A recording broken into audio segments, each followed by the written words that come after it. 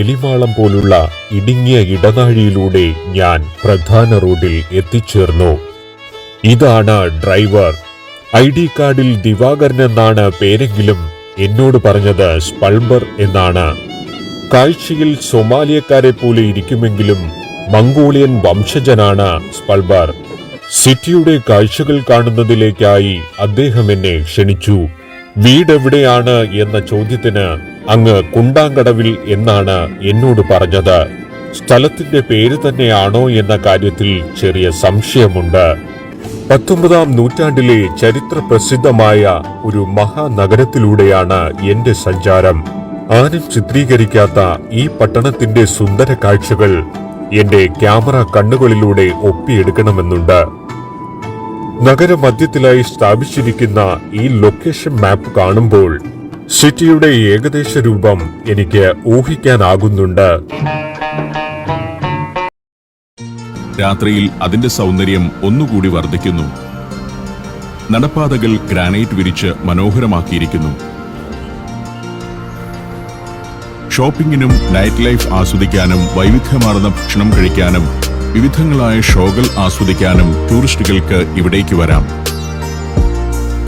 രാത്രിയാകട്ടെ പകലാകട്ടെ ആസ്വദിക്കാനായി എത്തേണ്ട ഒരിടം തന്നെയാണ് ഈ പ്രദേശം.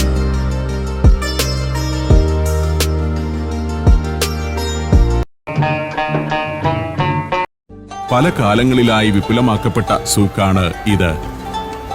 ഏറ്റവും ഉന്മേഷദായകമായ ഇടങ്ങളാണ് അറബി നാടുകളിലെ സൂക്കുകളെന്ന് എനിക്ക് തോന്നാറുണ്ട്. 19-ാം നൂറ്റാണ്ട് മുതൽ തന്നെ ഒരു സൂക്ക് ഇവിടെ ഉണ്ടായിരുന്നുവെന്നാണ് ചരിത്രം.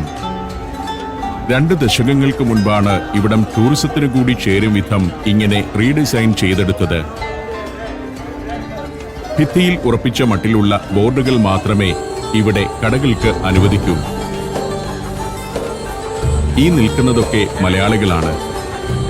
ധാരാളം മലയാളികൾ ഇവിടെ സ്വന്തമായി കടകൾ നടത്തുകയോ മറ്റു കടകളിൽ ജോലി ചെയ്യുകയോ ചെയ്യുന്നുണ്ട്. സൂക്കിൽ നിന്നും ഇടയ്ക്ക് ഇങ്ങനെയുള്ള നിരവധി ഇടത്തെരുവുകളുണ്ട്. രസകരമാണ് അതിന്റെ എല്ലാം കാഴ്ച. ചിലയിടത്ത് പാത 2 വഴിക്ക് തിരിഞ്ഞു പോകുന്നു. ഇവിടെ ഒരു ഇടുങ്ങിയ തെരുവുണ്ട്. അവിടെ ചില ചായക്കടകളൊക്കെയാണ് പ്രവർത്തിക്കുന്നത്.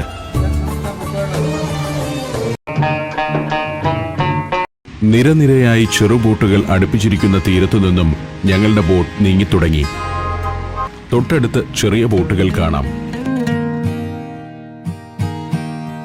കേരളത്തിലേതുപോലുള്ള കാലാവസ്ഥയും ഭൂപ്രകൃതിയുമെല്ലാമാണിവിടെ. എന്നാൽ നമ്മുടെ കായലുകൾക്കില്ലാത്ത ഒരു ചാരുത ഈ ഉൾക്കടലിനുണ്ട്. ഇളം നീലജലം. സ്വച്ഛവും ശാന്തവും മാലിന്യമുക്തവുമാണിത്. ദ്വീപുകളിലും ഉൾക്കടൽ തീരത്തുമെല്ലാം വസിക്കുന്നവർ നിയമങ്ങൾ കർശനമായി പാലിക്കേണ്ടതുണ്ട്. ഇവിടെ കാണുന്ന വൃത്തിക്കും ഭംഗിക്കുമെല്ലാം നിദാനം ആ നിയമങ്ങൾ തന്നെയാണ്.